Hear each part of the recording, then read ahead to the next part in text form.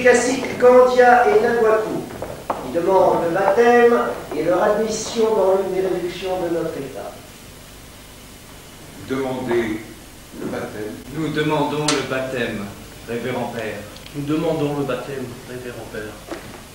Vous ne voulez plus être nomade? Nous ne voulons plus être nomades. Quelle est l'importance de votre tribu? Nous sommes 7000, révérend Père. 7000 qui venons librement. Admets-nous dans le royaume du Dieu qui est bon. Vous voulez servir le Christ de toutes vos forces? C'est le Christ que nous voulons servir de toutes nos forces. Vous renoncez à toutes sortes d'idolâtries? Nous voulons adorer que le Dieu Jésus, qui est bon. Vous renoncez à la polygamie? Vous renoncez à vivre avec plusieurs femmes? Pour l'amour du Dieu qui est bon, nous renonçons à vivre avec plusieurs femmes. Vous travaillerez en commun sur les terres.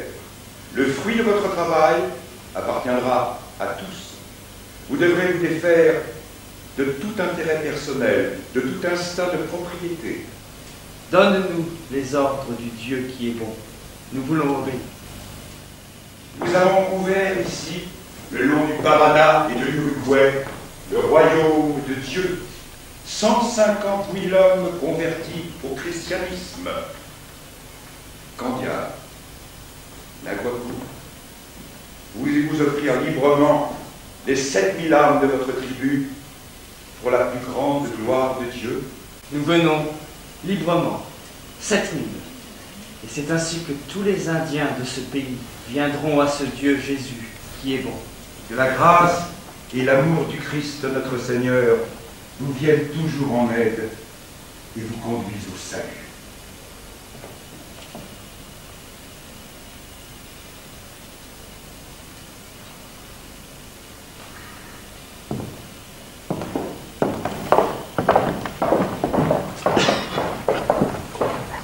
L'état de Dieu s'accroît. La moisson est grande, mais il y a peu d'ouvriers, nous manquons de père. Où trouver le pasteur pour ce nouveau troupeau? Vous pourriez donner la nouvelle réduction au père Reinecq. C'est tout musicien parmi les néophytes, non.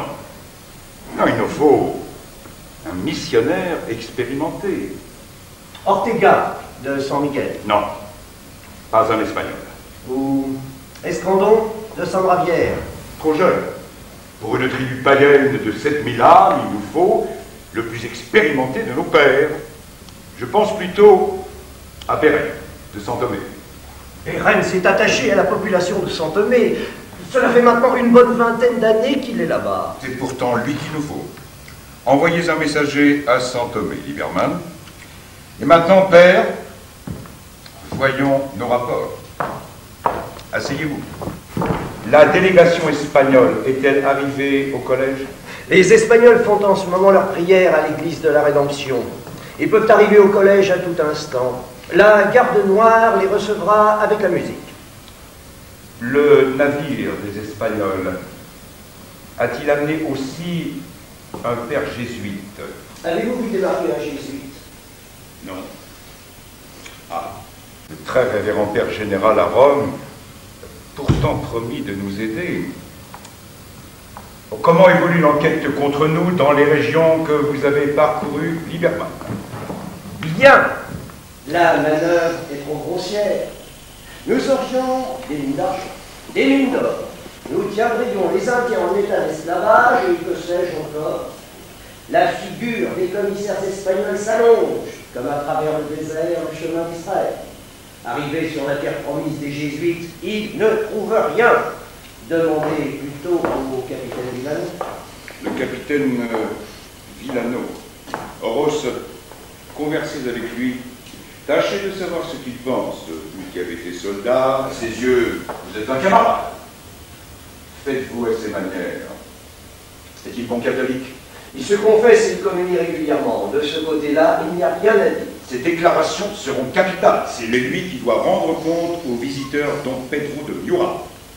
Alors, accompagnez-le, Oros. Buvez avec lui s'il le faut. La procédure devant le visiteur du roi va nous réhabiliter, et le verdict ressemblera à celui du temps de Philippe V. Que la grâce divine favorise notre œuvre. Sans elle, nous serions perdus. Il ne faut cependant rien négliger dans le domaine temporel, de ce qui peut appuyer notre bon droit. Nous ne négligeons rien. C'est plus que jamais nécessaire.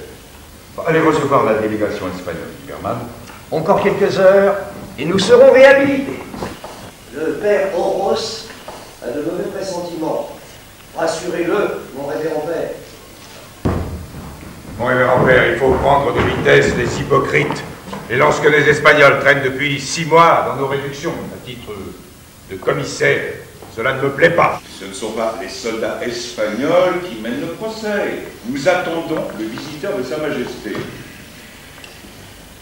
C'est un homme d'honneur.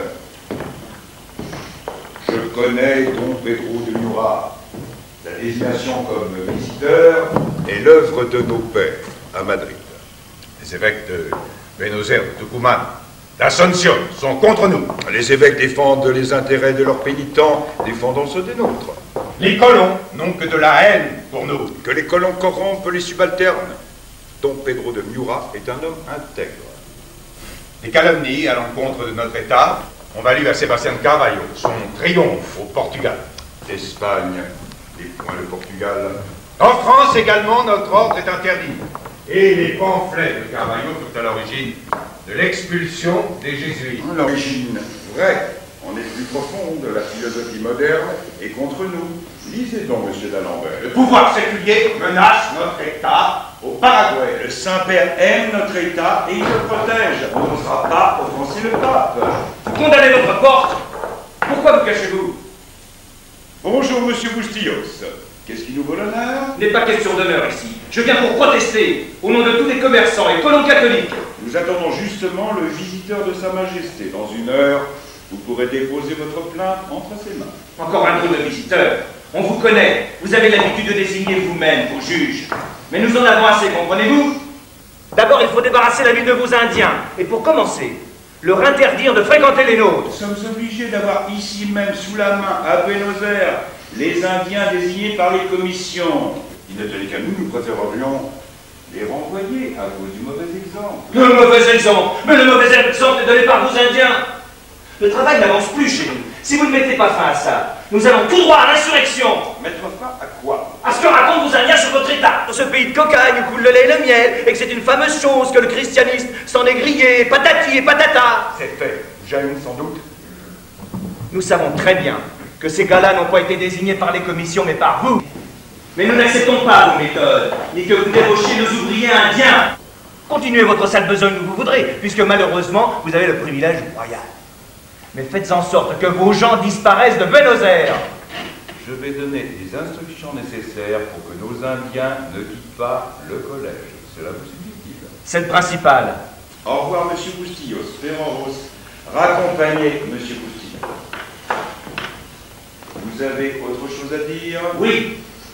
Débarrassez-nous enfin de votre présence au Paraguay. Cela fera encore bien mieux de votre affaire. Au revoir, monsieur Bustillos. Nous ne voulons plus de vous ici, vous ne comprenez pas cela? Je ne vous retiens pas.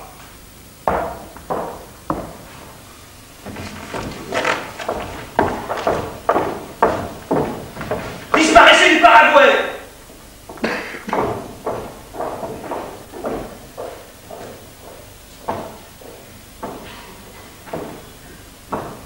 Bon sang, j'en ai assez! Fini! T'en vas! Seigneur Cornelis. Pas besoin de votre tête, Le compris? seigneur Cornelis achètera cette fois-ci son herbe amatée ailleurs, de l'autre côté, à Saint-Sacrement. Parfaitement, c'est ce qui va faire, en effet! À Saint-Sacrement! Voulez-vous traiter à 1200? Je ne peux pas, seigneur Cornelis. Il nous faut du fer, il nous faut de la chaux pour équiper les nouvelles réductions. C'est le produit de notre thé qui nous permet d'acheter en Europe le strict nécessaire. Mais allez donc à Saint-Sacrement et essayez le thé de nos concurrents. Je sais fort bien votre thé le meilleur, le plus fin, le plus demandé du monde entier, la fameuse herbe amatée des jésuites. Nous ne pourrons malheureusement pas vous en vendre pour cette fois, seigneur Cornelis. Mon chapeau, ma canne! Oh non, je les ai laissés en bas. La provinciale, vous me connaissez. Et du calviniste que je suis, vous connaissez mes sentiments à votre égard. Vous savez qui vous défend partout, et surtout contre vos coreligionnaires.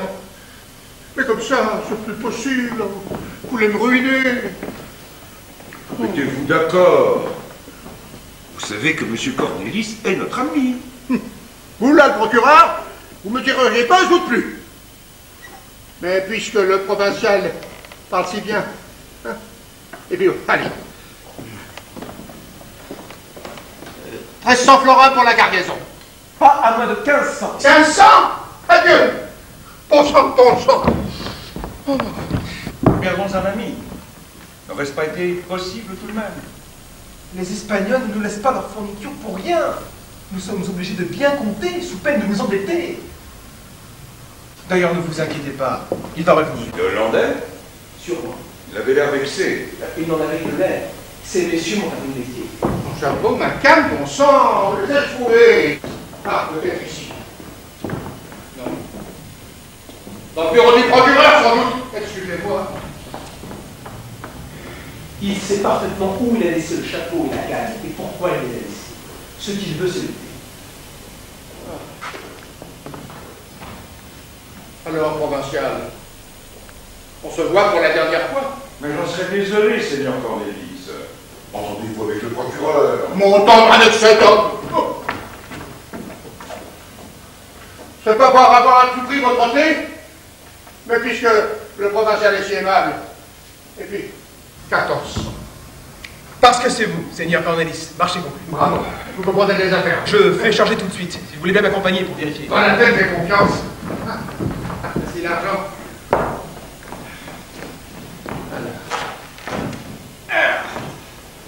500. Que Dieu bénisse votre traversée, Seigneur Cornelis. Merci, Père provincial. 1000. Nous jugez avec équité, je voudrais que plus d'un catholique pensât comme vous. Vous avez beaucoup d'ennemis parmi eux, je vous l'ai déjà dit. 100. Et voici le reste. Veuillez vérifier. Non, non, cela va très bien. Si je peux faire quelque chose pour vous, un jour, qui sait? Vous donnez asile, peut-être. Nous autres, Hollandais, nous accueillons même les jésuites. Vous voulez plaisanter? Ça m'attriste plutôt. Parce que vous êtes des hommes comme il faut. C'est magnifique.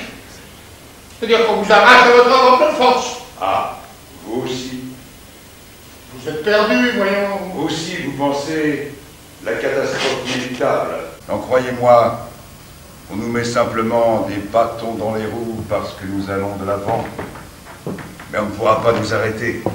La compagnie de Jésus au Paraguay n'aura de cesse que le dernier indien de ce pays ne soit gagné au christianisme. Certes, notre épave n'est pas éternelle, lui aussi succombera un jour, mais l'expérience aura réussi et elle sera recommencée siècle après siècle jusqu'à ce que règne enfin cette paix que l'humanité appelle de tous ses voeux. Dieu garde votre état. Et vous-même, Père provincial. Que votre traversée soit heureuse, Seigneur Cornelis.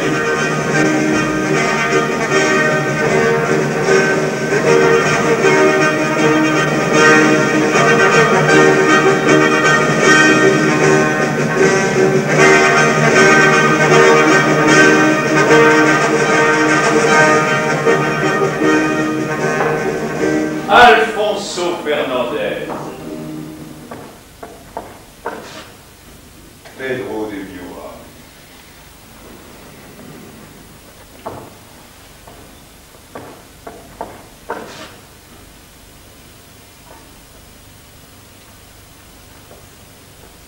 Père provincial.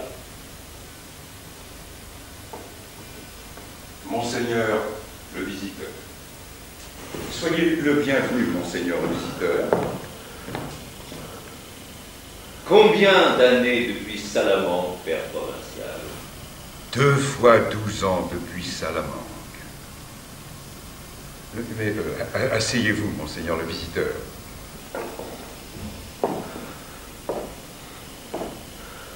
Je me souviens de vous comme d'une tête bouillante de jeunesse. Et maintenant, nous voici l'un en face de l'autre. Vous, le moine, moi, le diplomate. éteinte, Don Pedro. Elle existe toujours. Pour l'Espagne et pour le roi. La mienne aussi, pour le service et l'imitation de Jésus-Christ, notre Seigneur, au Paraguay. Je suis chargé de procéder immédiatement à la visite. Parfait. Je vous en suis reconnaissant. Je vais être obligé de prendre des dispositions qui ne me sont pas agréables. Nous vous comprenons, Don Pedro. Je veux faire œuvre de justice et bannir l'injustice de ces lieux. Certaines mesures de précaution vous sont imposées. Prenez-les. En voici la première. Le visiteur doit, pour la durée des débats, fermer l'accès des lieux. Naturellement, les lieux. Cela signifie en l'occurrence le collège entier. Personne ne doit quitter la maison. Nous acceptons humblement vos ordonnances. Merci. Ensuite... Beauchamp! Je suis obligé de recourir à votre hospitalité provinciale.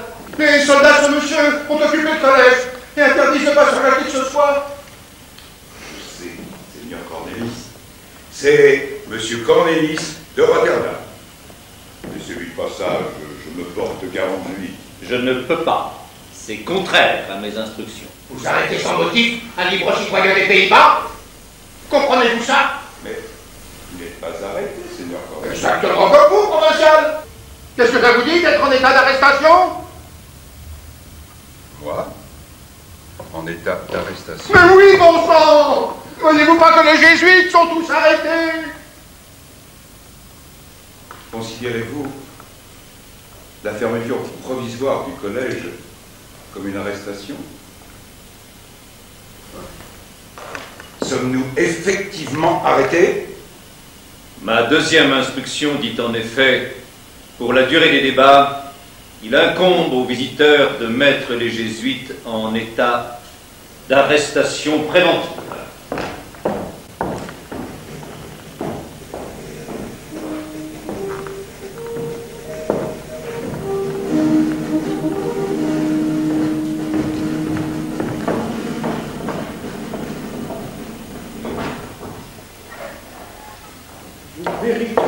Monsieur par les perches!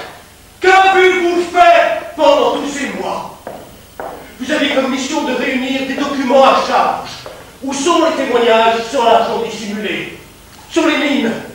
Où sont les pièces de monnaie frappées à l'effigie de Nicolas, roi du Paraguay? Il nous faut des preuves de la tyrannie des pères. Il faut prouver leur infidélité envers sa majesté espagnole, leur insoumission, leurs intrigues. Il nous faut une documentation semblable à celle réunie par Sébastien de Carvalho au Portugal. Où l'avez-vous, cette documentation? Voilà! Voilà! Voilà! Et voilà! J'ai tout! Tout est là! Pendant des mois, j'ai voyagé. Et j'ai ramassé tout cela. À Candelaria, j'en ai chargé un âne. À Miguel, il m'en a fallu déjà deux pour transporter cette multitude, ces flots, ces montagnes de documents. Et alors est-on un troisième? Le quatrième, c'est vous, un âne énorme, un gigantesque âne de dimension inouïe. Je vous fais remarquer que vous êtes en train de m'insulter. Voyez-moi cet âne qui réunit des dépositions de 2000 personnes. Dépositions des corrigidors. Dépositions, dépositions, dépositions. J'avais pour mission de faire consigner des dépositions. J'ai fait mon devoir.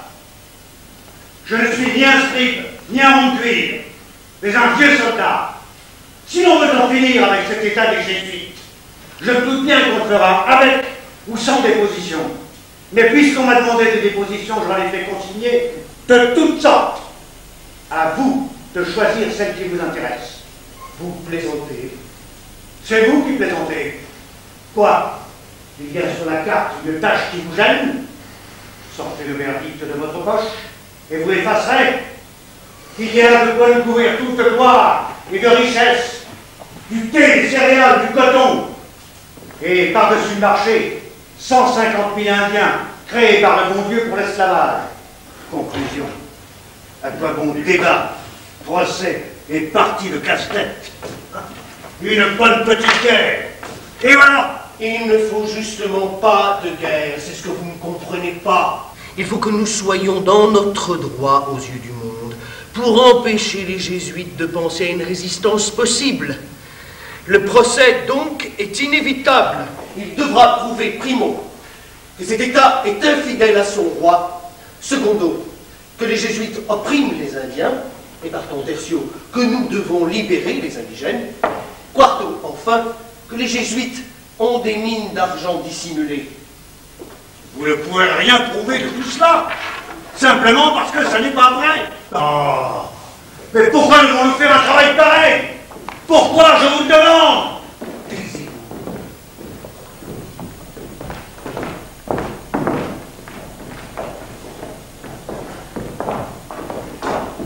Père provincial, veuillez prendre place, je vous prie. Je suis désolé, Seigneur Kérénie, de devoir gêner la liberté de vos mouvements. Je me soumets aux dispositions que vous avez prises. Mais je ne vous cache pas que je trouve insolite l'arrestation de voyageurs étrangers.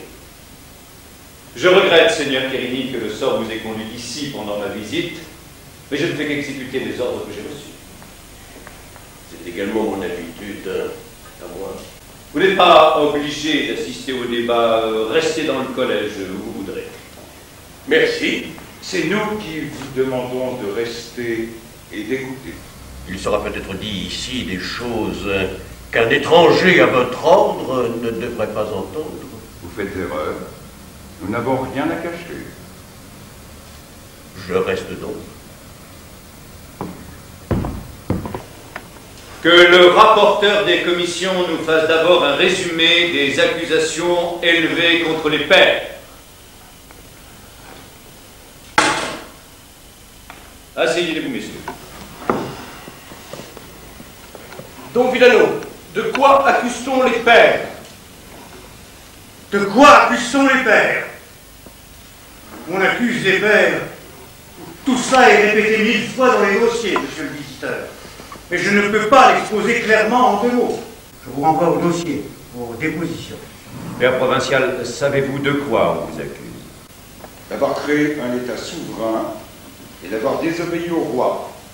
On nous accuse de tirer un profit usuraire de notre commerce et de porter ainsi tort à l'Espagne qui est notre patrie.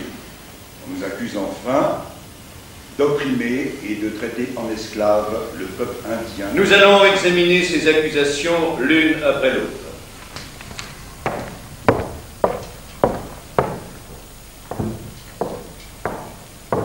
Don Villano, est-il exact que les jésuites aient un État souverain au Paraguay? Oui, c'est exact. Père provincial.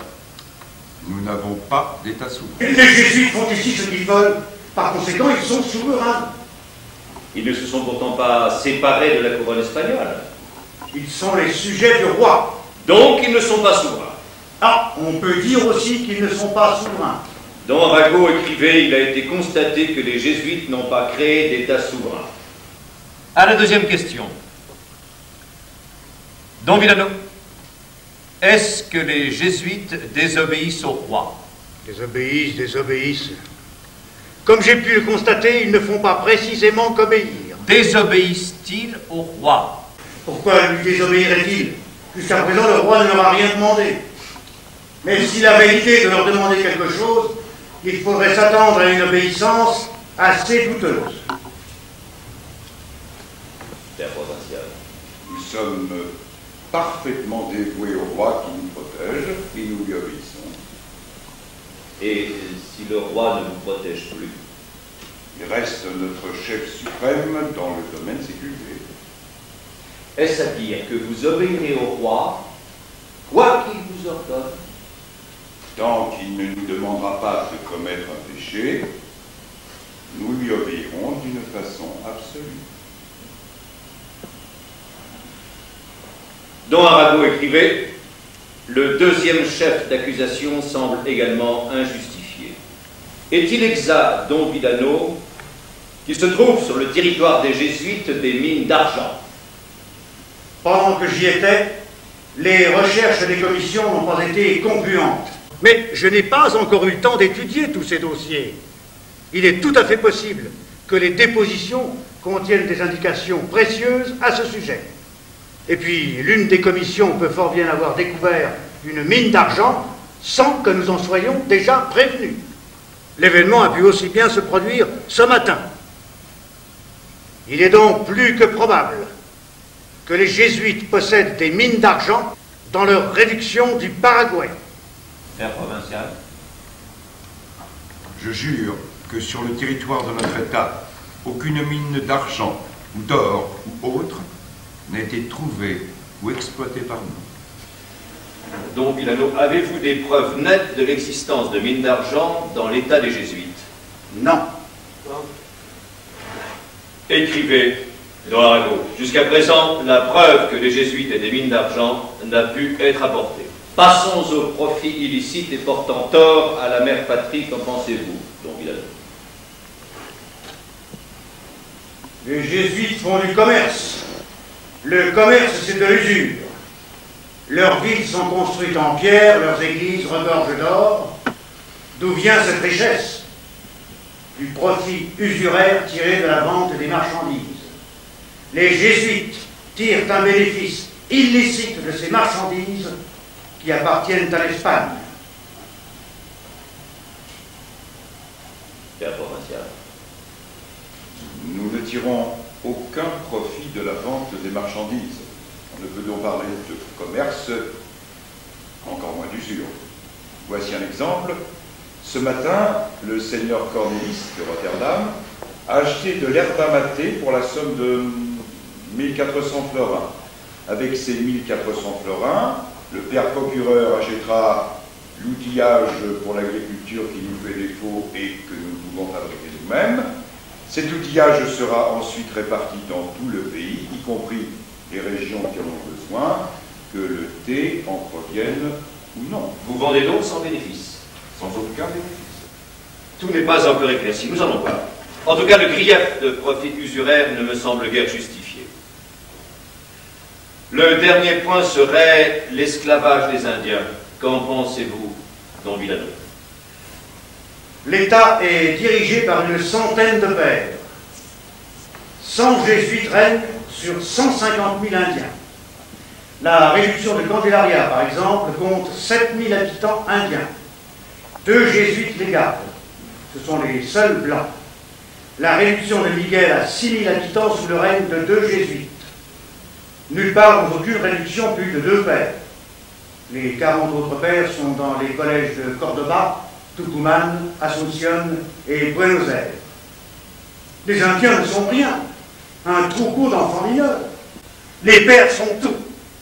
Fonctionnaires, juges, gardiens, maîtres d'école, commandants militaires. L'Indien n'a aucune sorte de liberté. C'est un esclave. Père provincial. Il est exact que partout les pères règnent à 2 sur plusieurs milliers d'Indiens. Nos Indiens sont d'un tempérament innocent mais puéril. Si nous ne répartissions pas nous-mêmes la semence, ils auraient tout mangé au bout de quelques jours.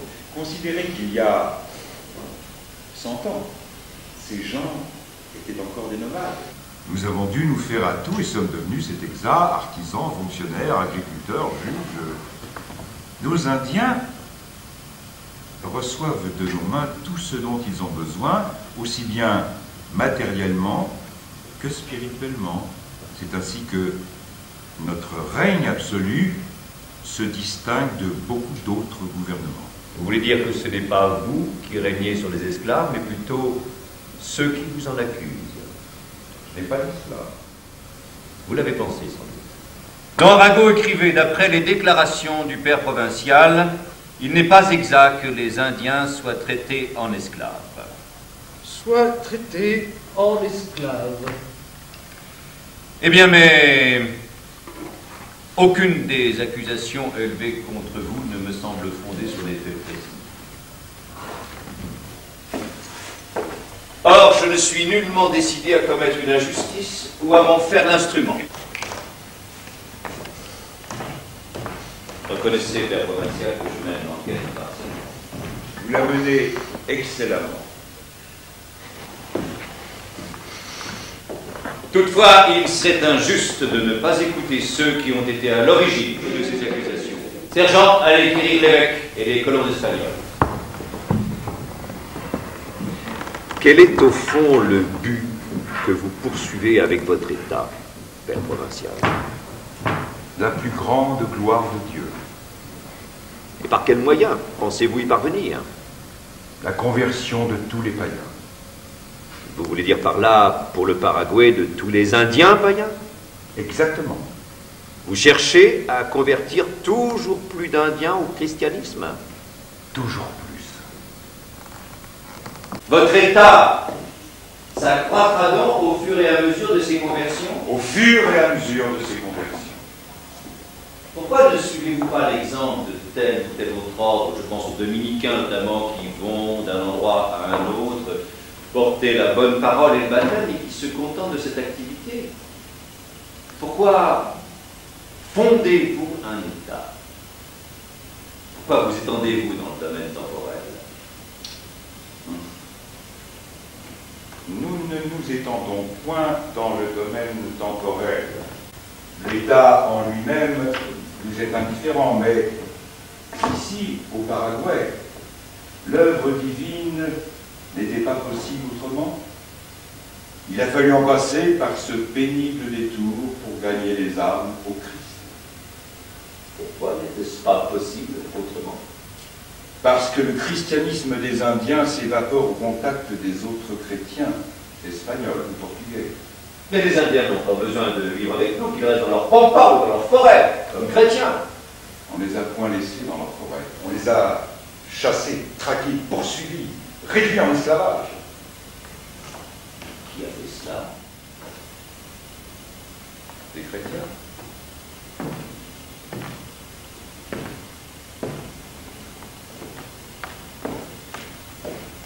Mais chez vous, dans votre État, sous privilège royal, les indigènes sont à l'abri des négriers. Les négriers de quelque nationalité qu'ils soient n'ont plus du tout envie de venir chasser sur nos terres. Et qu'adviendrait-il si l'on vous remplaçait ici par les pères d'un autre ordre? N'est-ce pas indifférent pour le sermon que le froc soit brun ou noir? Et qui s'occuperait de tout le reste? L'Indien est habitué à nous laisser agir pour lui. Nous espérons en faire des hommes responsables. Ce jour-là, nous remettrons l'autorité entre leurs mains. Mais, en attendant, je ne pense pas qu'ils obéissent à d'autres prêtres que nous. En quelque sorte, vous êtes donc irremplaçable. En toute humilité, nous osons dire, ici, au Paraguay, nous sommes irremplaçables pour la plus grande gloire de Dieu. Notez cela dans la copie. Pour la plus grande gloire de Dieu. Soyez le bienvenu, Monseigneur.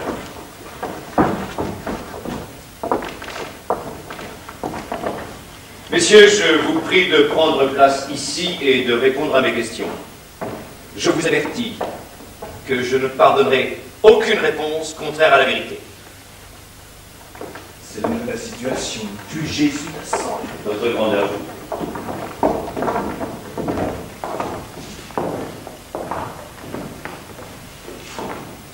Depuis combien de temps êtes-vous évêque de Buenos Aires? Depuis 2 ans. Votre prédécesseur est décédé? Non.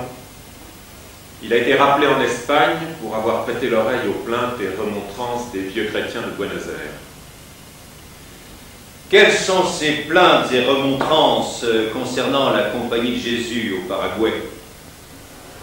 Voici les représentants des bonnes familles espagnoles de Buenos Aires. Interrogez-les. Nous les interrogeons tout à l'heure. Oui, vous-même, Monseigneur. Êtes-vous hostile à la Compagnie de Jésus? Je suis un ami des jésuites. J'admire leur lutte contre l'hérésie en Europe.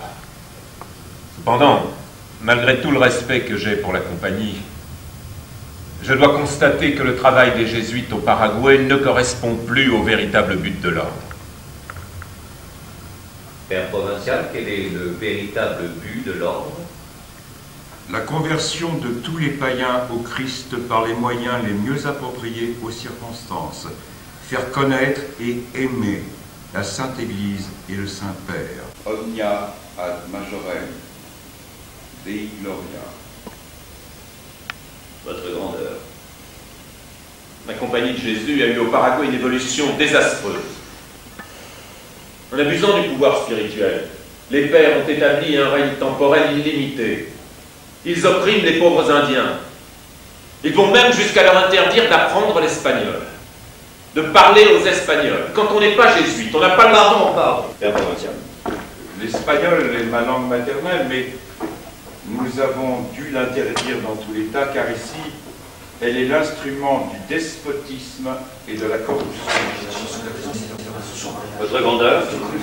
Quand on n'est pas jésuite, on n'a pas le droit de pénétrer sur le territoire de cet État.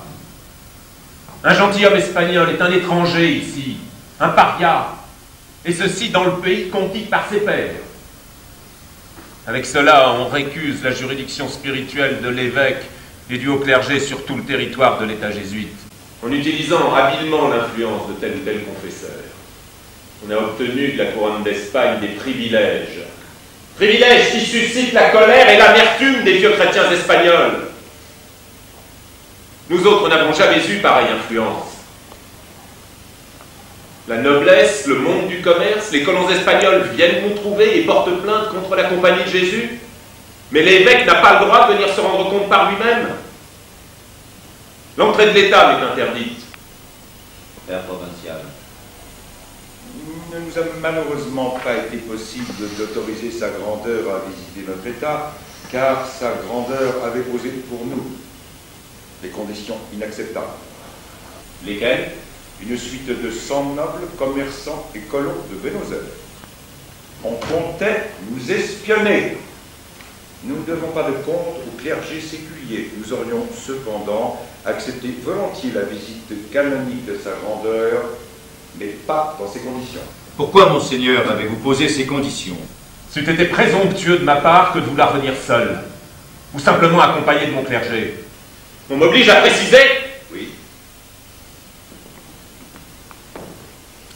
Au risque d'être rappelé en Espagne comme mon prédécesseur. Je vais vous ouvrir les yeux, monsieur le visiteur, sur ce que l'on a fait de notre sainte religion au Paraguay.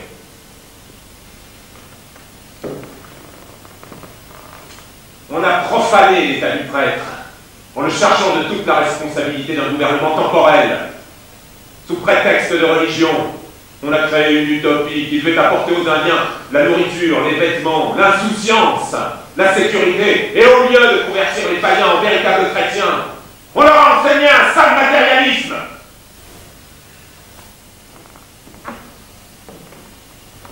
Si le Christ ne vous garantit pas le pain, la viande et l'herbe à mater, l'on ne s'intéresse plus au christianisme. Si ce n'est pas le jésuite qui prêche, mais un autre serviteur de l'Église, l'Indien se moque des enseignements du Christ. Voilà ce que l'on a fini par faire de notre sainte religion au Paraguay. Vous n'avez qu'à voir vous-même, Don Pedro. C'est là une question qui intéresse l'Église, elle n'a qu'à être tranchée par Rome. Mais nous nous sommes adressés à plusieurs reprises au Saint-Père. Malheureusement, en regardant le Paraguay depuis l'Europe, on ne voit que le brillant succès de la mission. Et si, par l'entremise de Rome, le clergé séculier pouvait avoir accès et voix dans cet État? Cela constituerait une amélioration appréciable. Et beaucoup de choses changeraient. Nous vous remercions, monseigneur, de vos déclarations. Elles nous ont éclairés. Capitaine Villano, accompagnez sa grandeur et veillez à son libre passage. Nous vous remercions, monseigneur.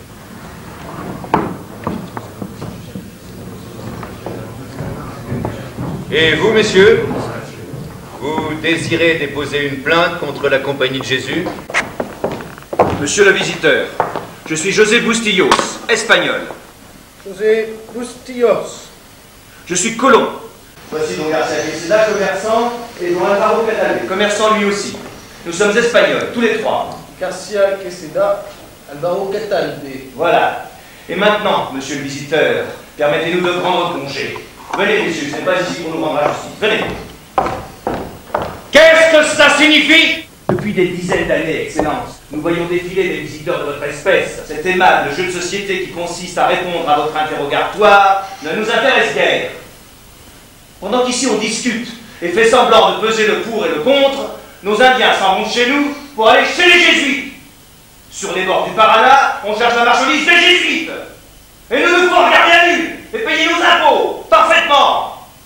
Au revoir, messieurs. Sergent, ramenez cet homme. Monsieur, vous ne semblez pas savoir devant qui vous vous trouvez. Vous avez à répondre à mes questions. La méthode de l'enquête est mon affaire. Répondez. Combien d'Indiens occupez-vous? 600. Ont-ils reçu le baptême? Tous de bons catholiques comme moi-même. Pourquoi alors s'enfuient-ils de chez vous pour aller dans l'état des Jésuites, où ils sont si sévèrement tenus? Parce que la sainte propagande chez les pères est bien faite. Ils envoient des émissaires, adroitement choisis, dans les villes et sur nos terres. Et ces individus persuadent les Indiens de s'enfuir de leur lieu de travail. Nous voilà alors sans ouvriers au milieu de la récolte, obligés souvent de prendre la faune nous-mêmes. D'ici quelques années, les méchants Espagnols que nous sommes seront acculés à la mer, et le royaume de Dieu aura été établi au paradis. Je veux dire le royaume des Jésuites. Demandez un peu à ces messieurs ce que l'on pense de leur république chrétienne, dans les villes et à travers la province. Je suis commerçant, Excellence, exportateur. Nous plantons du thé, et ce travail donne beaucoup de mal. Les Indiens sont paresseux, ils ne demandent qu'à manger. Eh bien, actuellement, nous nous noyons dans notre thé, et pouvons regarder les pères vendre le leur à notre place. Si les pères n'étaient pas là, nous pourrions faire des affaires splendides. Et le roi y aurait lui aussi son avantage. Quel avantage a-t-il des Jésus? Aucun. Aucun! Au contraire, il lui coûte.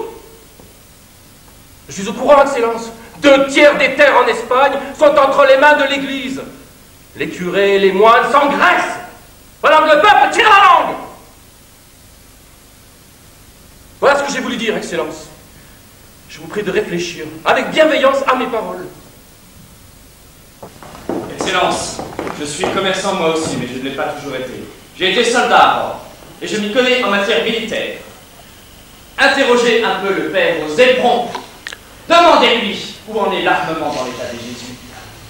Si vous croyez qu'il compte uniquement sur le Seigneur Dieu, vous les connaissez mal. Ils ont une armée puissante, des usines de fusils, des dépôts de munitions, plus qu'il ne leur en faut. Ils ont des plans défensifs, naturellement. Au moment opportun, ils sauront bien désigner leur agresseur. C'est ce que je voulais humblement faire remarquer à votre Excellence. Si vous me permettez, Don Pedro, je vais répondre immédiatement à ces accusations. Patientez un peu, père provincial. Voulez-vous faire venir les pères intéressés? Parfaitement. Capitaine Villano.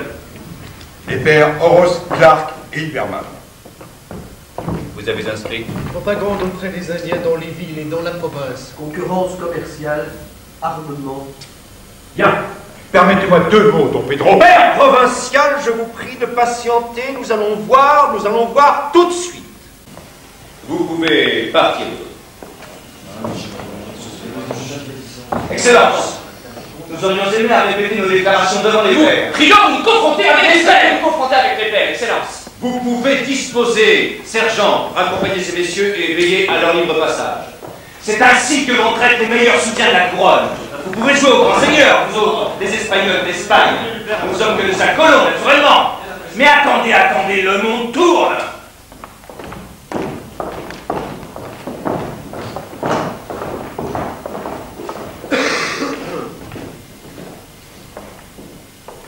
Le père procureur. Clark, procureur. Est-il exact que votre État constitue une concurrence commerciale pour les négociants espagnols? C'est inexact. Vous ne fixez donc pas vos prix, par exemple pour l'herbe à mater, en dessous de ceux des négociants? Au contraire, nous vendons un peu plus cher. Plus cher? Pourquoi alors achète-t-on chez vous et non pas chez les Espagnols? Le seigneur Cornelis, qui nous a acheté aujourd'hui même de l'herbe à mater, pourra vous l'expliquer. Faites-le venir, capitaine Villano. Les jésuites vendent plus cher. Le père supérieur? Lieberman, supérieur. Vous arrive-t-il de voir venir vers vous des Indiens évadés de chez les Espagnols? Malheureusement, cela se produit très souvent, Excellence. Pourquoi changent-ils de port, cela? Parce que, chez les Espagnols, ils sont réduits en esclavage, surmenés et battus. Et quel est le régime de punition chez vous? D'abord, un simple avertissement. En cas de récidive, il y a 25 coups de bâton, à la rigueur, quelques mois de prison. Et la peine de mort? N'existe pas chez nous. Elle n'est pas nécessaire. Il n'y a jamais de vol, puisque, pratiquement, tout ce que nous possédons appartient à tous. L'argent ne peut donc pas exciter au crime. L'argent est d'ailleurs inconnu dans notre État. Vous n'avez pas d'argent en circulation? Pas un maravédi. À quoi bon? Ce qu'il faut à l'homme, il le reçoit en nature, il n'a rien à payer. La seule valeur qui soit reconnue chez nous, c'est le travail. Corbleu, mon père, quel état vous avez érigé là? N'est-ce pas? Mais si malgré tout quelqu'un tue, vos Indiens ne sont pas des anges tout de même. Bien sûr, ce sont des choses qui arrivent ça et là. Le meurtrier est alors exilé, chassé du pays. Il peut goûter à la douce liberté, à la vie des villes. D'ailleurs, cela ne dure jamais bien longtemps. Il est vite repris par d'autres chrétiens, ceux de la bonne catégorie. Je vous remercie. Seigneur Cornelis, vous êtes citoyen hollandais, je ne puis donc pas vous obliger à faire une déposition ici. Pas besoin de m'obliger. Et je vous ai remarqué que vous m'avez obligé à rester ici contre mon gré. Notre ambassadeur à Madrid aura de la besogne. André Cornelis, de Rotterdam. André Cornelis. Pourquoi, Seigneur Cornelis, achetez-vous votre thé chez les jésuites alors que vous pouvez avoir le même thé moins cher chez les commerçants espagnols? Moins cher, oui. Le même thé, non. Pour l'herbe à matin, il faut savoir s'y prendre. La plante est bonne que si elle est cultivée, cueillie, sans l'envie de s'enrichir. Et c'est pas l'affaire de tout le monde, bon sang. Les jésuites réussissent merveilleusement. Il paraît que les Indiens aiment le travail ici. Bizarre, n'est-ce pas, Excellence? On me dit que les Indiens sont paresseux. Ah oui, comme esclaves, sous le fouet, ils sont paresseux. Mais avec seulement 6 heures de travail par jour, assaisonner de musique, de bonne nourriture, sans oublier les offices religieux, ils sont pas si paresseux que ça. Vous parliez de musique. Comment vous ne savez pas? Non. La musique joue un très grand rôle dans l'état des jésuites. Ces gaillards-là sont très forts. La musique a d'abord été leur seule arme. Les premiers qui se sont risqués dans le pays avaient toujours à leur tête un petit orchestre. C'était leur avant-garde militaire. Ils descendaient les cours d'eau en barque et les Indiens suivaient sur les rives, fascinés comme des serpents. Aujourd'hui, ce sont les Indiens qui forment les orchestres et les pères jésuites s'en servent pour obtenir un meilleur rendement dans le travail. Vous avez donc pu voyager dans la province, Seigneur Cornelis? Oui. Je suis l'exception à la règle. Je possède un sauf-conduit de la main du provincial. En principe, personne ne peut pénétrer dans l'État. Et surtout pas les catholiques espagnols. Bizarre, n'est-ce pas, Excellence? Oui, Seigneur Périni. Je vous demande pardon, je suis peut-être indiscret. Mais me permettez-vous de poser une question au témoin? Mais je vous en prie, Seigneur Kérini. Vous êtes calviniste. Inquiété par Payot.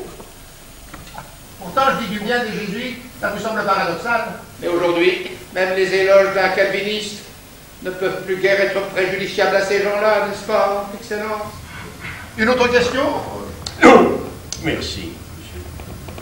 Vous dites donc que vous préférez volontiers payer plus cher aux jésuites qu'aux Espagnols. C'est ça même. Dans l'herbe à mater des jésuites, il y a de l'amour. Dans celle des Espagnols, il y a toute la haine des esclaves. Ça donne un certain goût au thé, et les consommateurs s'en aperçoivent. Je vous remercie, Seigneur Cornelis. Je suis malheureusement obligé de vous demander de ne pas quitter encore le collège. L'évêque et des lettriers espagnols ont pu sortir. Pourquoi votez-vous sans raison un libre citoyen des Pays-Bas? Encore un peu de patience, Seigneur Cornelis. En bas, l'atmosphère se gâte. Ils doivent avoir eu vent de ce qui se passe ici. Bizarre, n'est-ce pas, Excellence? Enfin, voyez-vous, je serais enchanté si ces gars-là voulaient renverser la situation. Au revoir, messieurs. Le père Oros. Excellence. Quelle est votre fonction ici? Il a été confié à mon expérience de soldat la sécurité de notre État, sa protection contre les invasions et les actes de brigandage. Je dirige les exercices militaires. À tout instant, nous devons être prêts à répondre à l'appel du roi. L'appel du roi? Vous avez déjà combattu pour l'Espagne avec vos Indiens? Depuis que le roi nous a conféré le privilège de l'armement, nous nous sommes battus une quarantaine de fois pour la cause de l'Espagne. Vos Indiens sont de bons soldats? Nous avons transformé les bandes de guerriers sauvages en régiments disciplinés. Nous sommes à même de mettre à la disposition du roi une armée puissante. Comment la subdivisez-vous? Chacune de nos réductions est tenue à mettre sur pied au moins 2 régiments, cavalerie, infanterie, artillerie, cela fait au total 30 000 hommes. D'où provient votre matériel d'artillerie? Nous fabriquons maintenant les canons chez nous. Et les munitions? Fusils et munitions sont aussi fabriqués dans nos réductions. Nos dépôts nous permettent actuellement d'équiper tous nos soldats. Et l'Espagne n'a pas d'ennemis au Paraguay, tant que je sache, vous pourriez réduire votre armée. Le privilège royal nous autorise à entretenir une armée, il n'en limite pas l'effectif. Mais ce privilège est vieux, il remonte à Philippe V. Dans certains milieux, on redoute une éventuelle attaque de la part de votre armée indienne. Vous n'êtes pas sérieux. Qui pourrions-nous attaquer? Non, je ne dis pas que vous attaqueriez, vous, les pères. Mais vos Indiens pourraient vouloir devenir indépendants un jour. C'est impossible. Les Indiens nous obéissent. Exactement comme nous, jésuites, obéissons à nos supérieurs. Si vous leur ordonniez de jeter les armes, ils les jetteraient sans tarder. Qui devrait vous en donner l'ordre? À vous? Le père provincial. Et à qui obéit-il à son tour? Au roi et au préposé général. Une supposition. Une puissance vous attaque. Dans ce cas, votre armée se met en marche? Certainement. C'est vous qui la commandez? En tant que militaire, c'est moi le chef. De qui recevez-vous l'ordre de marche? Du père provincial. Vous avez noté. Tout. Mais nous ne menaçons personne. Il est absurde de nous attribuer des intentions agressives. Mais nous serions prêts à nous opposer les armes à la main à quiconque voudrait anéantir le royaume de Dieu au Paraguay.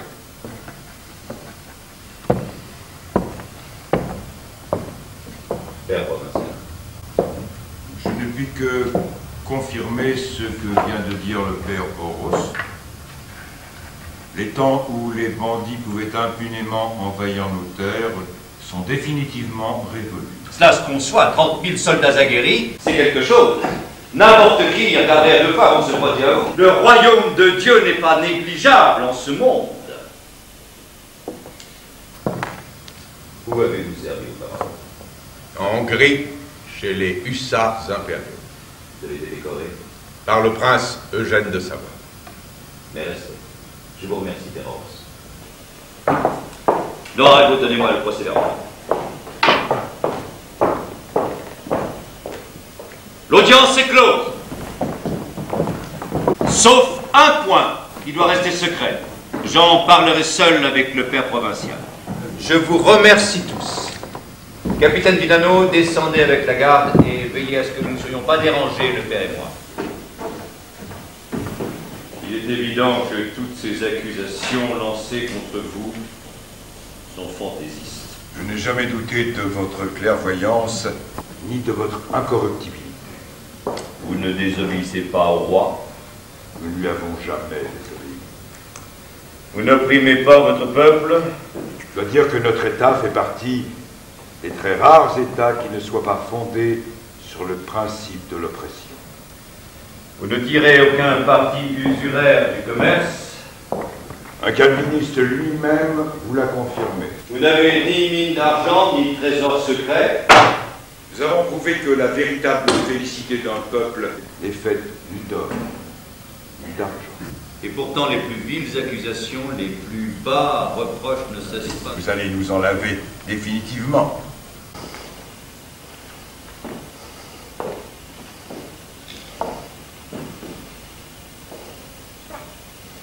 Vous êtes déjà condamné. Aveuglément et sans vérification, on a admis les arguments de vos dénonciateurs. Vous les verrez point par point dans le verdict. Voyez vous-même. Lisez. Attendu qu'il a été prouvé que les jésuites au Paraguay se sont volontairement séparés de la couronne, que sous prétexte de faire œuvre religieuse, ils ont opprimé et réduit en esclavage mon peuple indien, qui s'enrichissent en dissimulant des mines, qu'il a été prouvé par qui? Par qui? J'ordonne, de par la force suprême déposée entre mes mains par notre tout-puissant Seigneur, que tous les membres de la Compagnie de Jésus évacuent le Paraguay. Leur territoire fera retour à la couronne, fait à Buen Retiro le 2 janvier 1767, moi, le roi. Ce papier est sans valeur, le roi a été induit en erreur. Le droit a été induit en erreur. Alors, qu'allez-vous faire? Je ne puis exécuter ce verdict. Vous allez renseigner le roi. Vous êtes notre sauveur. Dieu vous a prédestiné à sauver notre État. Je vais renseigner le roi. Je vais lui dire toute la bassesse de ces accusations. Mais votre État est perdu. Nous sommes perdus? Oui, vous. Vous nous confirmez que nous n'avons aucun tort et vous voulez nous anéantir? Tort, tout le monde commet des torts d'une manière ou d'une autre, nul État n'en est indemne. Ce n'est cependant jamais cela qui perd un État. Ce que l'on vous reproche est bien plus grave. Plus grave? Oui. C'est d'avoir raison. Nous avons raison? Oui. Mais c'est impardonnable. Et parce que vous avez raison, vous devez être anéanti.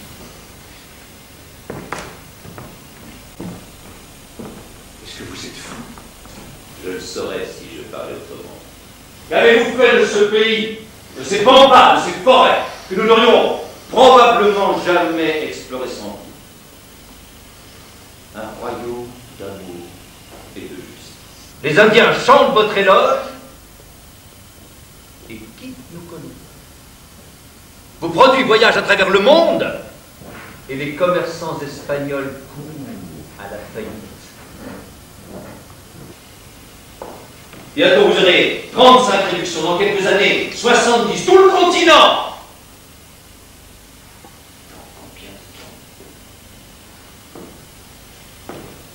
Et vous vous imaginez que nous allons regarder ça sans rien faire pour vous en empêcher? Mais nous serions fous de ne pas vous chasser avant qu'il nous ordonne. Vous devez disparaître. Disparaître pour mettre un terme à cette expérience civilisatrice qui devient dangereuse. Un terme. Cette expérience est sacrée. Quiconque y touche offense Dieu. Ne me parlez pas de religion quand nos intérêts sont en jeu. Je me dois de respecter votre personne en tant qu'envoyé de notre roi. Que décidez-vous? Je ne puis exécuter ce verdict car il contient des arguments faux et vous pourriez facilement le trouver. Ce qui n'empêcherait pas notre perte selon vous. Non! Mais aux yeux du monde, nous aurions tort. Que décidez-vous par conséquent?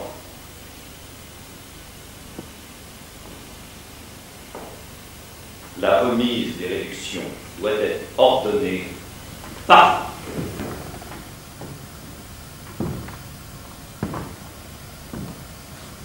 Aucune puissance au monde ne peut me forcer à cela. J'ai suffisamment de puissance pour vous y forcer.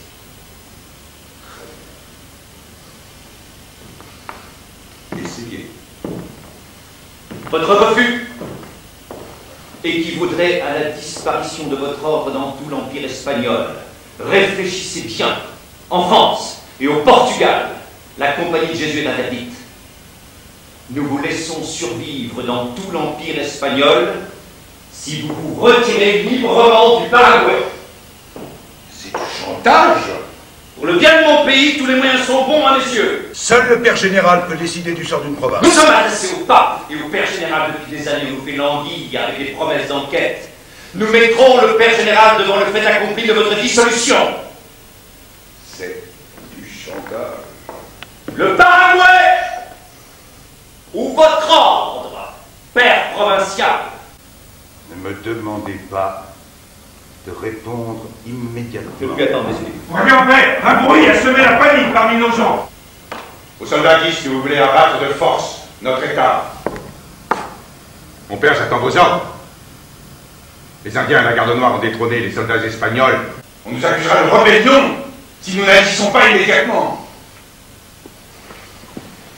Répondez, père provincial. Il est vrai que l'on veut lâchement anéantir l'état de Dieu. J'attends vos ordres, mon père. Réfléchissez bien, Alfonso Fernandez. Le droit qui vaut ici est celui du roi. Le droit qui vaut ici est celui de Dieu. Et par ce droit, Don Pedro de Miura, je vous déclare notre prisonnier. Père Horos, vous êtes responsable de la sécurité du visiteur. Excellence, votre épée, je vous prie.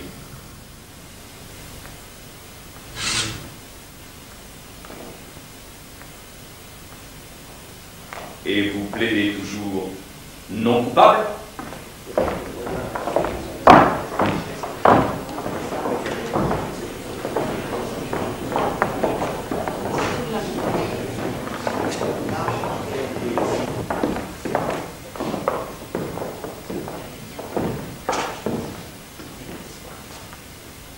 Vous tous, pères qui venez des réductions chrétiennes des rives du Paraná et de l'Uruguay, nous tous qui sommes les sujets de Sa Majesté catholique, quelle que fût notre douleur, Nous avons dû nous défendre contre des gens qui, grâce au mensonge et à la calomnie, avaient su obtenir du roi les pleins pouvoirs. Voici dans ma main l'édit qui fut arraché au roi par des manœuvres de la plus basse espèce. Attendu qu'il a été prouvé que les jésuites au Paraguay se sont volontairement séparés de la couronne, que sous prétexte de faire œuvre religieuse, ils oppriment et réunissent dans l'esclavage mon peuple indien, qui s'enrichissent en dissimulant des mines, qu'il a été prouvé. Par qui? Par qui? On nous attribue les crimes commis par nos accusateurs. C'est plus qu'une attaque contre notre mission. C'est un crime contre Sa Majesté catholique. Les Espagnols prétendent devoir exécuter les termes de l'édit. Celui qui dépasse ses pouvoirs pour s'attaquer à Dieu peut être destitué. Cette résistance devient alors un devoir qui nous est imposé par la religion elle-même. Donc, que le peuple indien garde son calme. Seuls les pères de la Compagnie de Jésus décideront de son sort. Soyez rassemblés dans une heure à la grande salle des retraites où les Espagnols le seront entendus. J'aurais pas cru. J'aurais jamais cru. Bénédicte seul. Bénédicte, ma parole, c'est presque. Je veux dire, enfin. C'est dommage que vous ne soyez pas des nôtres.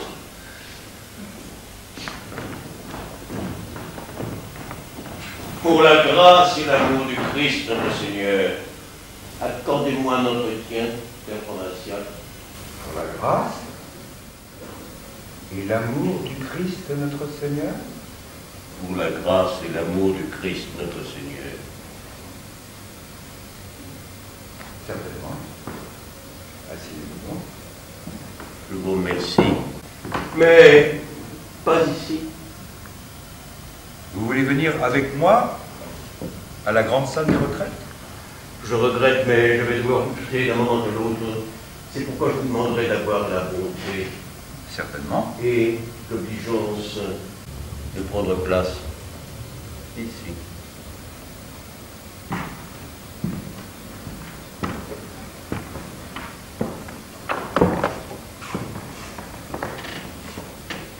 Comment cela? Asseyez-vous, je vous prie. Qui êtes-vous?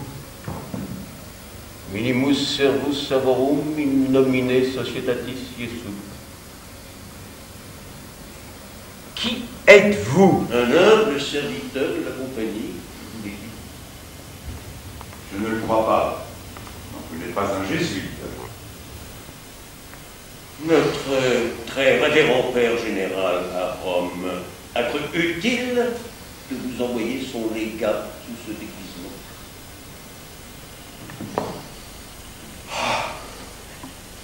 Vous êtes le légat. Dieu vous envoie au moment du danger. Nous avions besoin de son secours. Au moment du danger. Voici mes lettres de créance.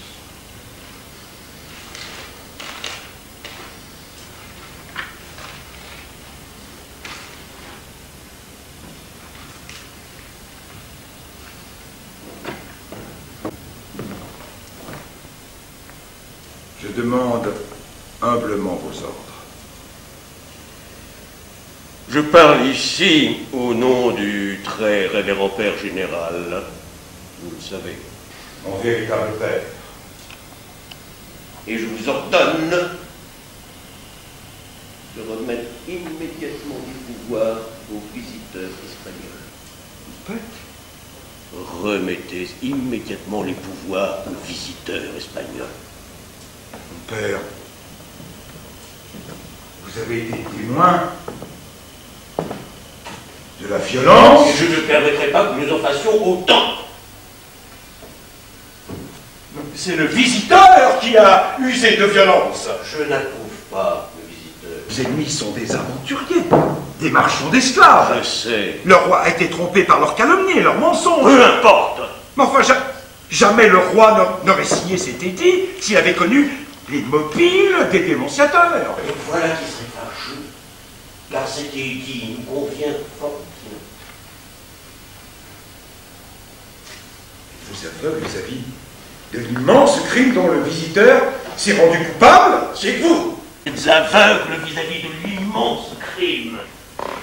Nous nous sommes rendus coupables au Paraguay. Je ne comprends pas.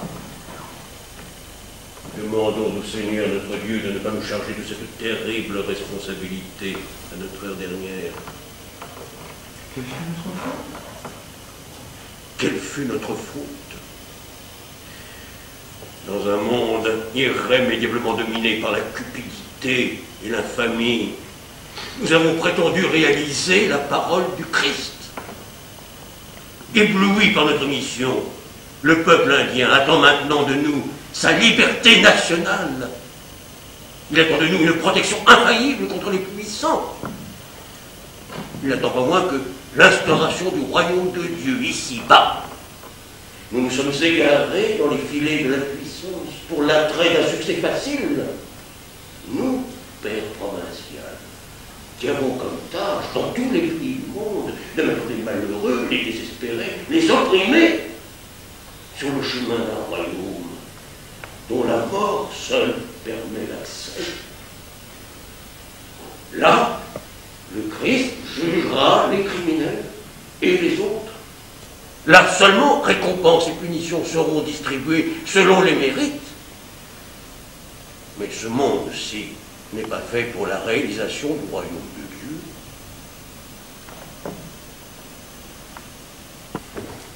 Ainsi,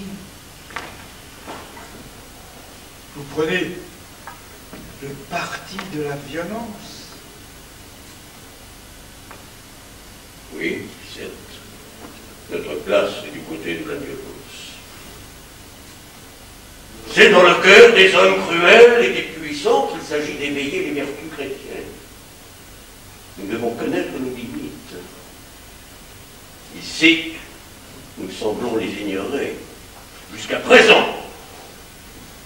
Mais il n'est pas encore trop tard. Un sacrifice s'impose à nous. Le retrait de la compagnie de Jésus du Paraguay. C'est le sacrifice de 150 000 Indiens convertis. Nous le faisons pour la plus grande gloire de Dieu. Et les centaines de milliers d'Indiens idolâtres qui demandent à venir au Christ. Et nous ne voulons pas de ces chrétiens-là. Ne voyez-vous pas qu'ils considèrent notre sainte religion comme une espèce d'assurance? Ils en attendent des vivres, une direction bienveillante et juste de leurs affaires. Et Dieu n'est pas un politicien. Et ce que nous faisons, c'est de la politique. Et cette politique est de plus en plus nettement dirigée contre les princes catholiques d'Europe, de qui nous étions primitivement l'avant-garde. Aujourd'hui, nous passons pour être leurs adversaires. Ils nous haïssent. Cette haine nous poursuit. Elle sera fatale à notre ordre. À moins que nous ne renoncions à notre état auparavant.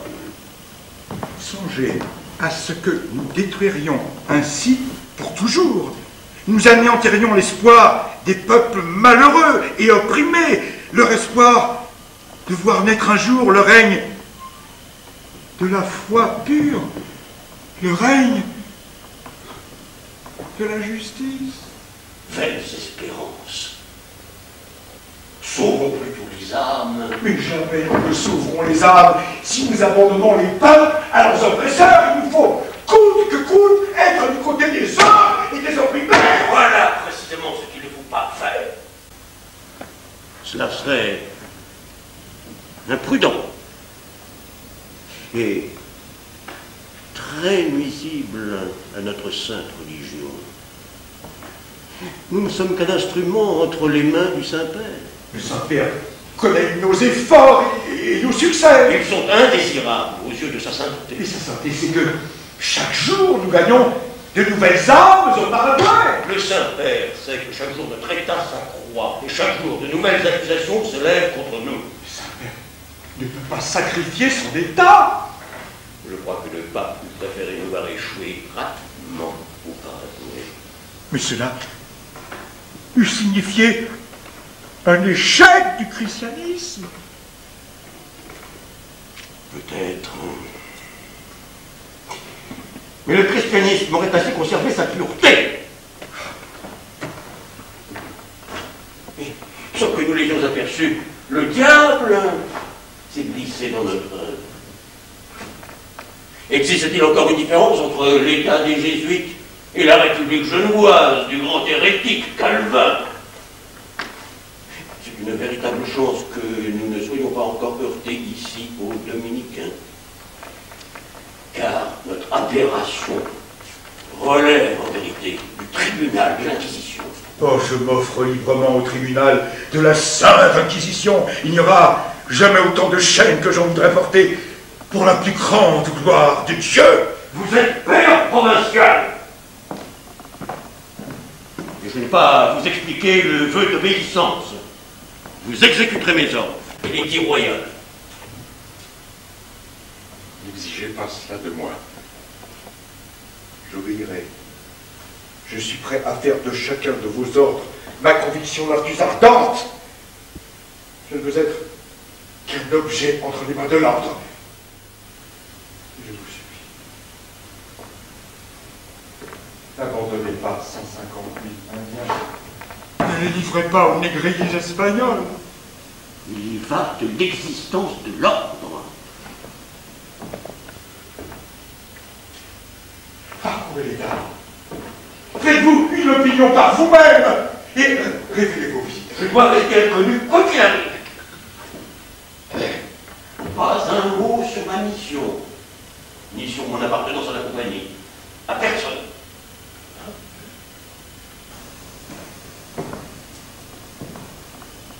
N'exigez pas cela de moi. Qu'est-ce qu'un jésuite ne peut pas? Les humbles et les opprimés seront-ils plus avancés quand nous aurons disparu de la surface du globe? Donc, le provincial des jésuites du Paraguay s'est ravisé.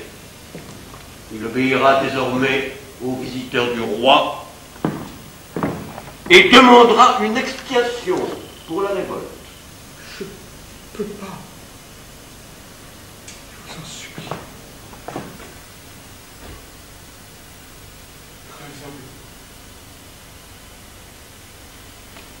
Répondez. Mon ordre vous semble-t-il juste? Voulez-vous être dans ma main, ainsi que le bâton dans la main du vieillard pour lui servir à quelque usage que ce soit?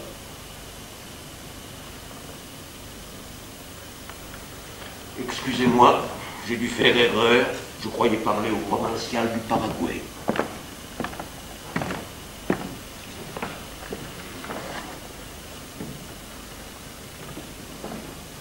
Votre ordre est juste et bon. J'obéirai. Je ne veux être qu'un instrument de l'ordre, sans propre volonté.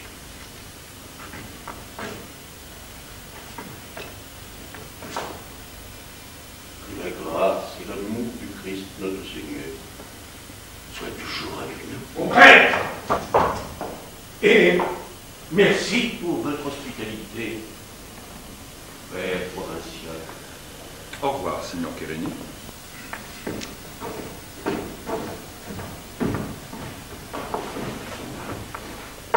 L'Assemblée vous attend, mon père. Je sais. L'Assemblée m'attend. Nous devons compter avec eux de lutte acharnée pour la défense du collège. Nous devons compter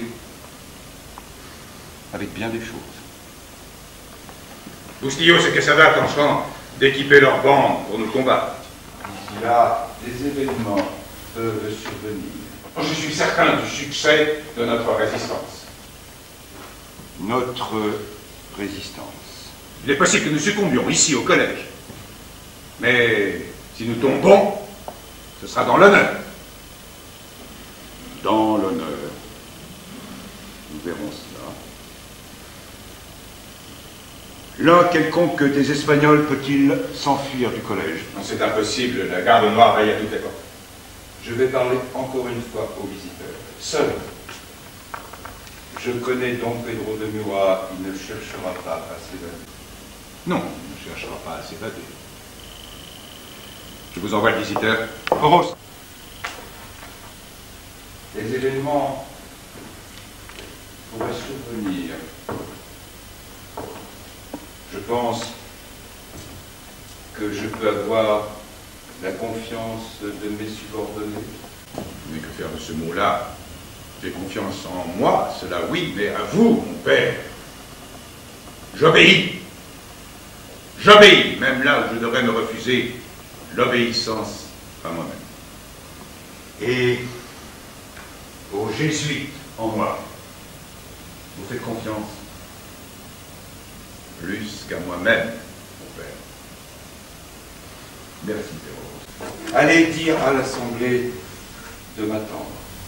Je vais parler encore une fois aux visiteurs de notre prisonnier.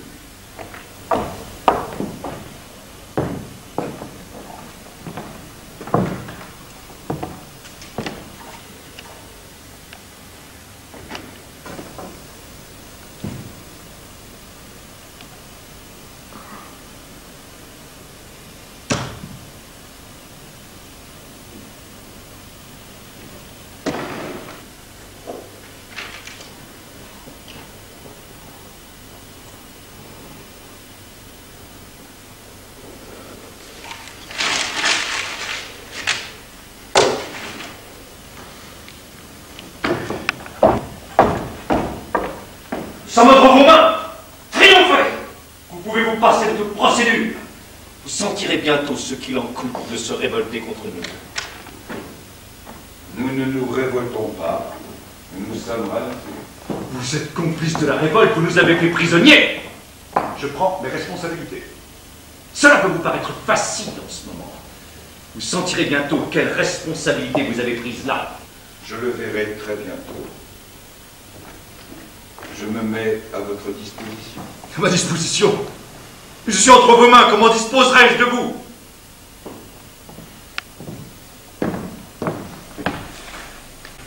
Prenez ceci.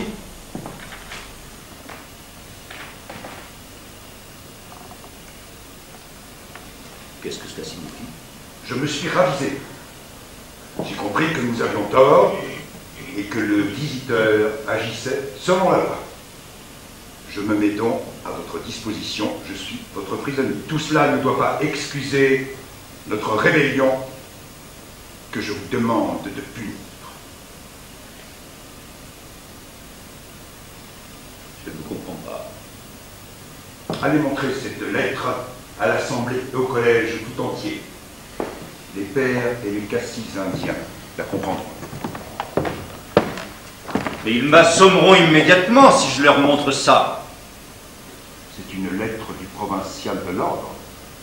Amenez-le-moi, celui qui osera dire un mot. Amenez-le-moi. Vous ignorez le genre d'obéissance qui règne chez nous. Mais puisque nous sommes entre vos mains, les commissions, vous les réduirez à merci avec un seul de vos régiments. Et avant qu'on arrive d'Espagne, l'expédition punitive, vous serez prêts pour une longue guerre. Nous ne voulons pas de guerre. Vous avez peur.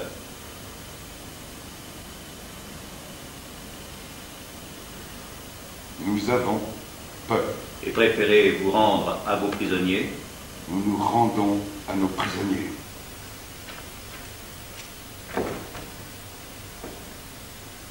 Est-ce une inspiration subite qui vous fait agir ainsi? Après mûre réflexion, nous nous rendons.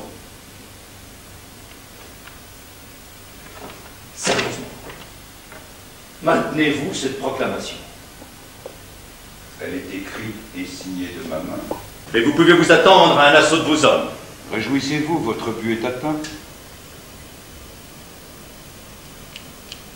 Vous êtes des hommes étranges tout de même. D'abord, vous vous défendez au point qu'on a du respect pour vous. Et puis, ça nous arrange, remarquez bien. Tout de même, c'est dommage.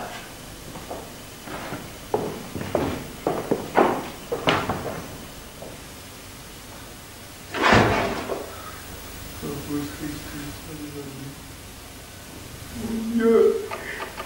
Mon Dieu!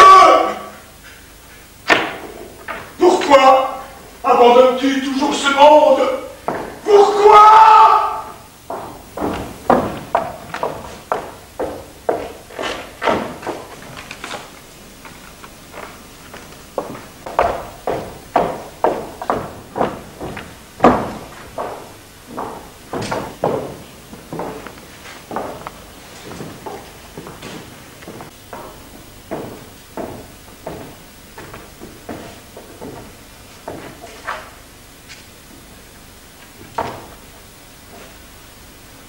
Père Lieberman, veuillez répéter l'ordre que je viens de vous donner. Je dois préparer dans toutes les réductions la remise de nos installations aux commissions espagnoles. Tout fauteur de trouble doit être mis hors d'état de nuire. Voilà l'ordre reçu et que le vœu d'obéissance m'oblige d'exécuter. Je vous supplie de Je me vous permettre- remercie, Père Lieberman. Le Père Clark. Il m'a été ordonné de remettre aux visiteurs l'inventaire de toutes nos provisions, matières premières et marchandises finies. J'ai à mettre les Espagnols au courant de la structure économique de notre État. il m'a été ordonné de ne rien cacher. Puis-je vous soumettre? Merci, Père Clark.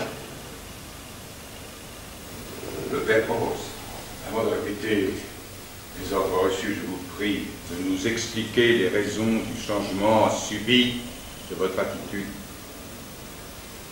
Répétez l'ordre. On retardera l'exécution jusqu'à ce que vous ayez changé d'avis.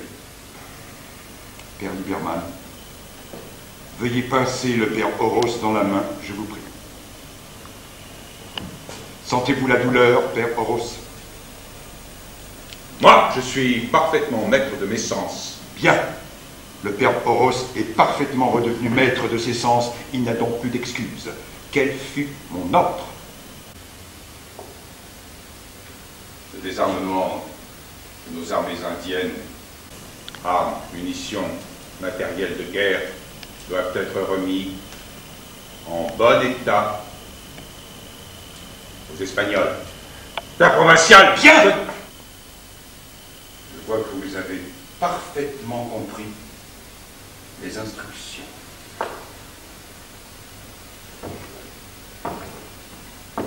Ordonnez à tous nos Indiens de se disperser, qu'ils rentrent calmement dans leur village et obéissent aux Espagnols qui prendront notre place ici.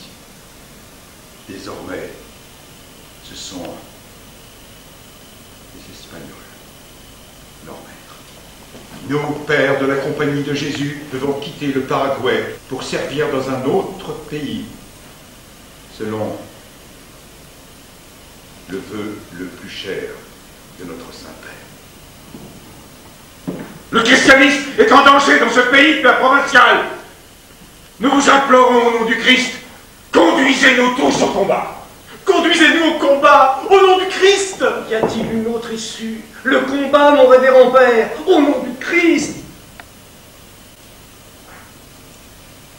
Au nom du Christ?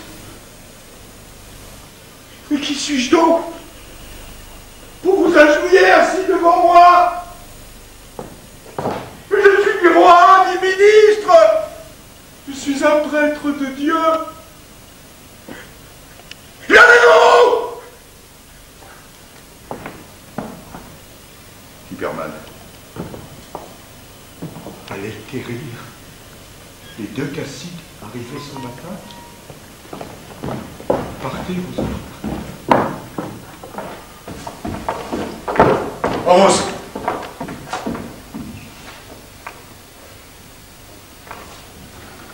Vous annoncerez l'exécution de mes ordres aux visiteurs. Je ne peux pas, mon père. Qu'est-ce qu'un jésuite ne peut pas? Vous lui annoncerez l'exécution de mes ordres. Vos ordres constituent un péché. Le vœu d'obéissance est nul lorsque l'exécution des ordres mène au péché. Je vous mène au péché, moi? Le meurtre de sa propre famille. N'est-ce pas là un péché mortel? C'est ça que vous m'ordonnez? Vous épargnerez ce péché à vous et à l'ordre, car je ne me suivrai pas. Je prendrai moi-même la tête de la résistance armée et je conduirai le peuple indien au combat contre nos ennemis. Rose, vous avez cessé d'être Jésus? Nous avons peut-être tous cessé de l'être depuis longtemps. Dieu ne voit guère la couleur de notre foi. Dieu veut que ce monde change. Et nous, les jésuites du Paraguay, nous l'avons changé. Je vous exclus de là. Traînez-moi. C'est vous qui désertez. Traînez-moi devant le tribunal de l'Inquisition, devant le bûcher. Vous nous avez supprimé de la mémoire des hommes cette œuvre que nous avons faite.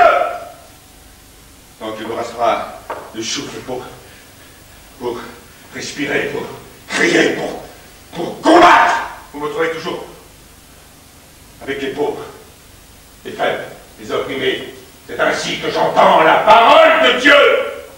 Je vais vous faire arrêter. Je vous en défie. Vous me trouverez à la grande salle des retraites, parmi notre peuple. Pense, Père provincial, je Non, sérieusement. Je dois vous faire arrêter.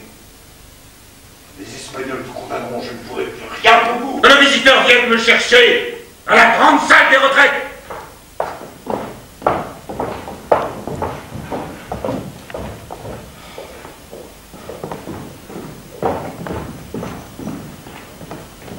Je vous ai fait venir afin que vous m'expliquiez les raisons pour lesquelles vous demandez le baptême. Qu'est-ce qui vous fait venir au Christ? Révérend Père, c'est ce Dieu-là que nous voulons prier maintenant. Oui, c'est cela. Mais pourquoi venir chez nous? Allez voir, l'évêque de Buenos-Aires, lui aussi, peut vous baptiser, vous, et toute votre tribu, lui aussi, peut vous amener au Christ. Le Christ de l'évêque n'est pas notre Christ. Oh, je vois. Le Christ, c'est celui qui vous donnera la jouissance de ce pays. Oui, c'est le Christ que nous voulons. Oui, il vous donne tout. Il nous donne à manger. À manger. Il nous donne des vêtements. Des vêtements. Il nous met à l'abri de l'esclavage. Voilà. Il nous construit des maisons. Il nous donne des armes. Il nous rend forts. Quand on le sert, on est récompensé. C'est lui le Christ que nous voulons, révérend Père. Et c'est le Christ que nous vous avons apporté. Oh, mes enfants, nous vous avons trompés. Le Christ ne met pas à l'abri.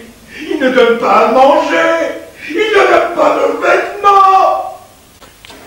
Il est lui-même pauvre et nu.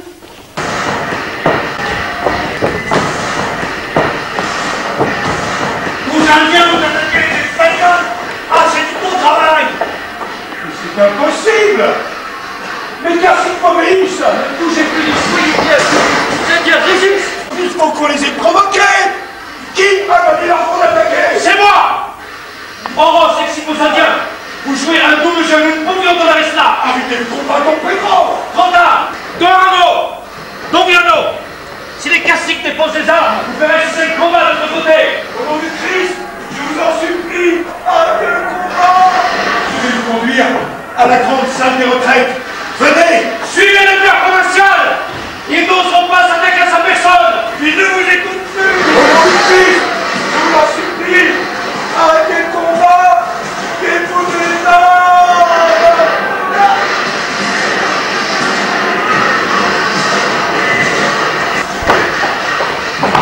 Vous êtes blessés. Qui a fait ça? Vos hommes. Ah, voilà le coupable.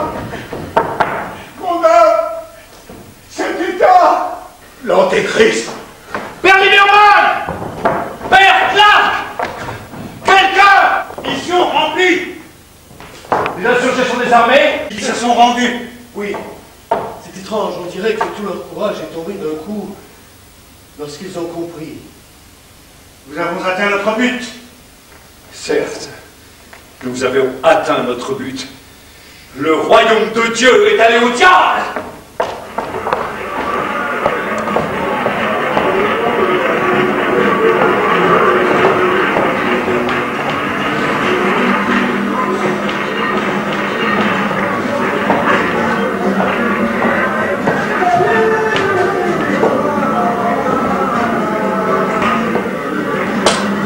Il manque encore quelques signatures.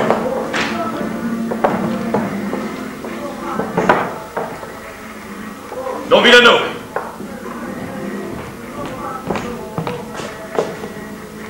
Voulez-vous prendre le commandement du peloton d'exécution? Et vous ferez embarquer les pères déportés. À vos ordres. Passez-moi le dossier. Le père Lieberman. Présent. Vous vous préparerez tout à l'heure. Vous êtes condamné à la déportation. Le père Clark. Présent. Comme le père Lieberman. Le père Renek. Présent. Également condamné à la déportation. Les pères Escandon, Klosner, Briguel. condamnés à la déportation. Et les Caciques indiens? Tant de condamnations à mort? Il le faut. Il faut faire des exemples. Des exemples salutaires. Puis-je faire autrement? Nous ne pouvons pas faire autrement. Même si nous voulions être indulgents, nous ne le pourrions pas. Même si nous le voulions, car les choses elles-mêmes nous échappent.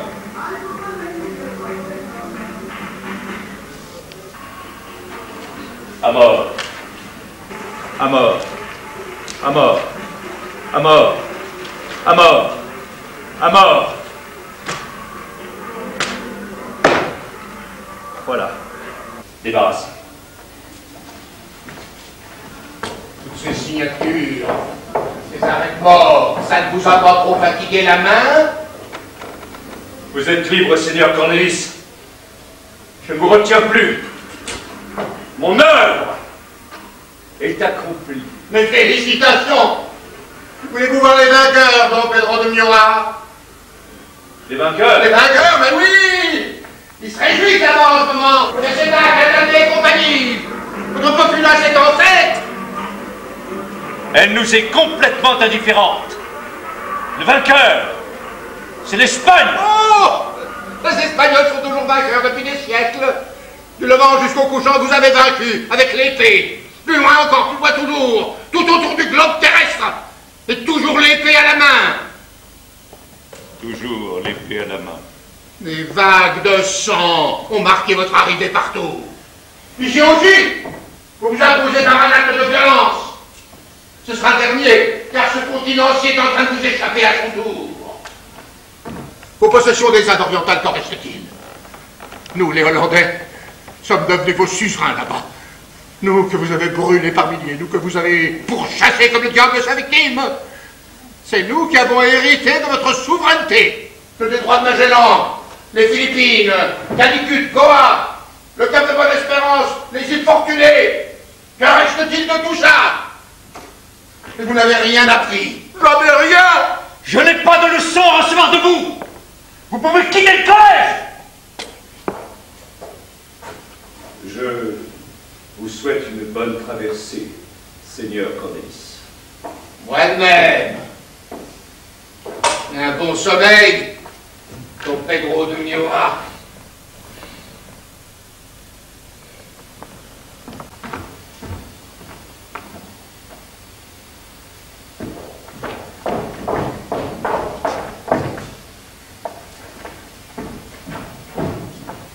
Un dossier a disparu, il doit être resté ici. Ah, le voilà. C'est la condamnation à mort du père Oroz. Oroz? À mort. Un blanc? C'est indispensable. C'est lui le principal coupable.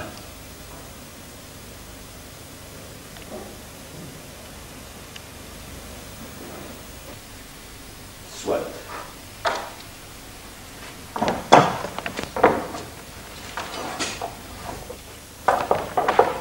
Père provincial, votre solution. Sergent. Je ne crains pas la mort, je crains la damnation éternelle. J'ai désobéi. Tu as violé le vœu d'obéissance.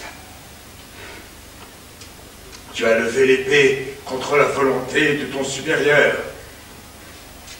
Tu as précipité l'ordre dans la honte et dans le sang. Je reconnais mes fautes. Confie-toi. Je te pardonne, car j'ai péché. Moi aussi.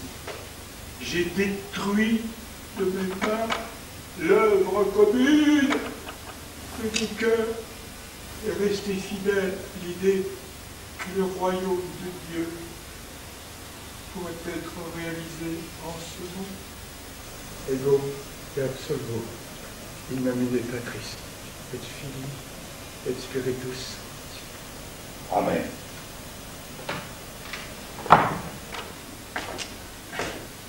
Je suis prêt. Non, non, non, non, Encore un instant.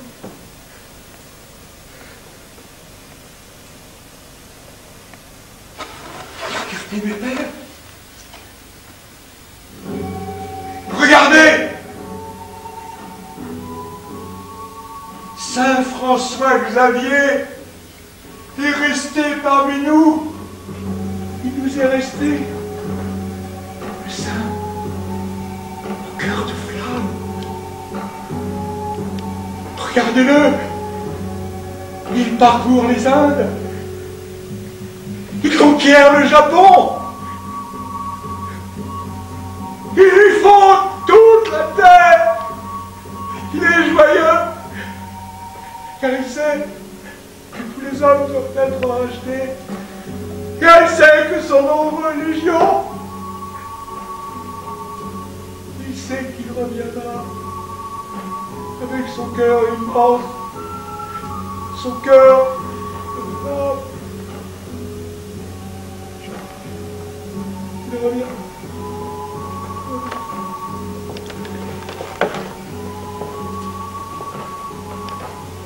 La flamme non plus n'est pas éteinte, Alfonso Fernandez.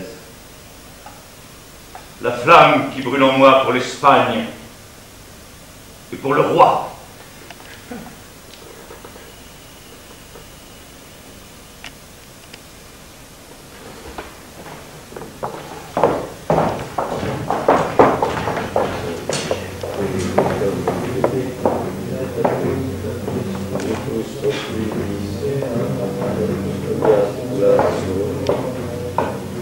Mais que sert à l'homme de gagner l'univers s'il vient à perdre son âme?